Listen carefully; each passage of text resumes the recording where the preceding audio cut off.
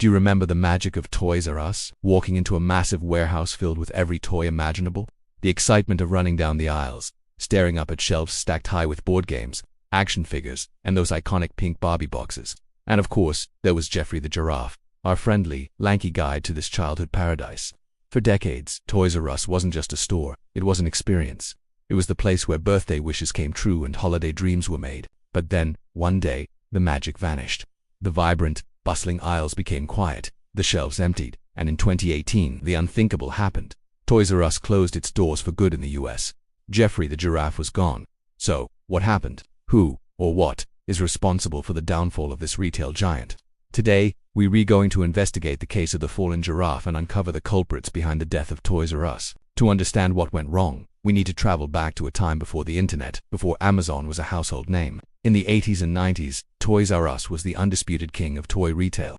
They were a category killer, a store so dominant in its niche that smaller independent toy shops simply couldn't compete.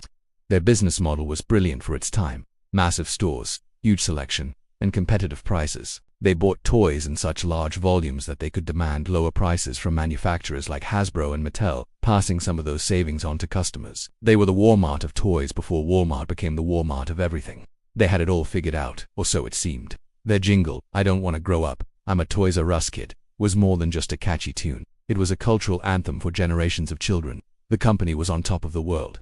But as we all know, staying on top is the hardest part. The seeds of its destruction were sown right at the peak of its power. Our first suspect in the case is one you might expect: the rise of big box retailers. In the late 90s and early 2000s, giants like Walmart and Target began expanding their toy sections aggressively. They used toys as loss leaders, items sold at a very low price, sometimes even at a loss, just to attract customers into their stores. A parent might come in for a cheap Barbie doll but would also end up buying groceries, clothes, and household goods, where the real profit was. Toys R Us couldn't compete with this strategy. Their entire business was toys. They couldn't afford to sell them at a loss because there was nothing else in the store to make up for it.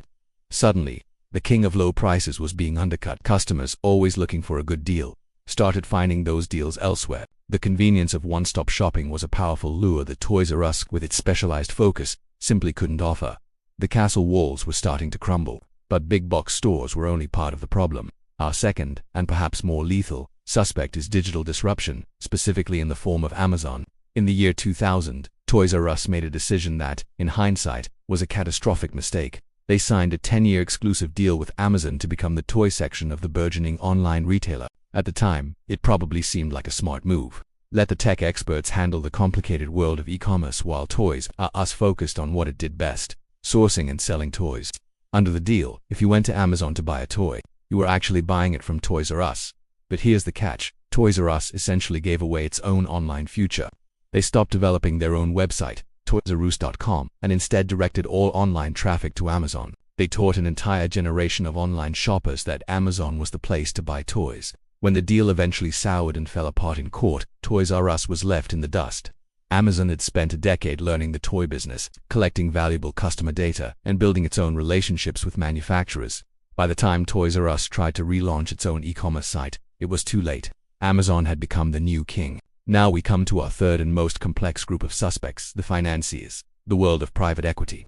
In 2005, Toys R Us was taken private in a massive $6.6 billion leveraged buyout by a consortium of firms, including KKR, Bain Capital, and Vornado Realty Trust.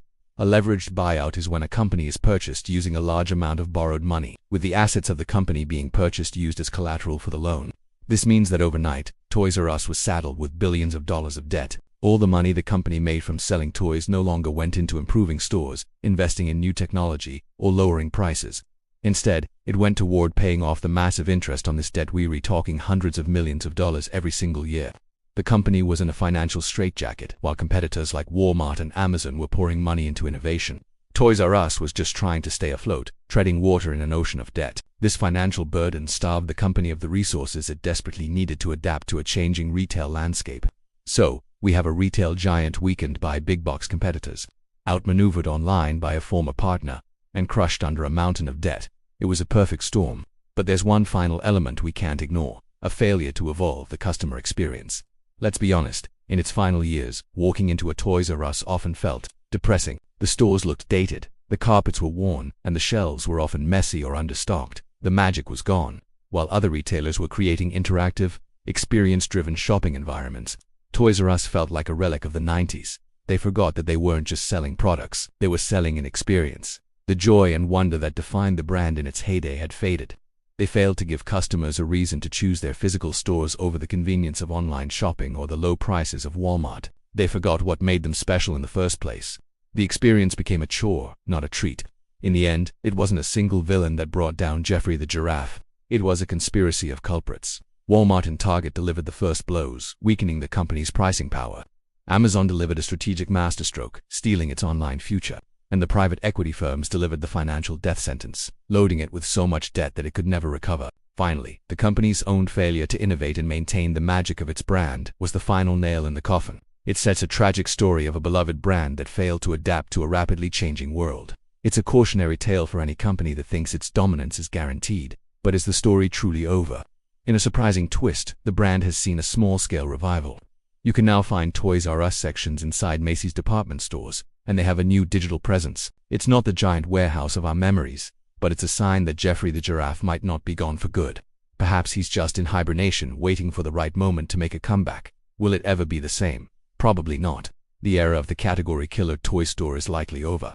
But the nostalgia and love for the brand remain incredibly strong, and who knows, maybe a new generation will get to experience a little bit of that old magic.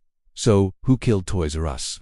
The answer is complicated. It was a combination of fierce competition, fatal strategic errors, crippling debt, and a failure to keep the magic alive. It's a lesson in business, strategy, and the unforgiving nature of a changing market.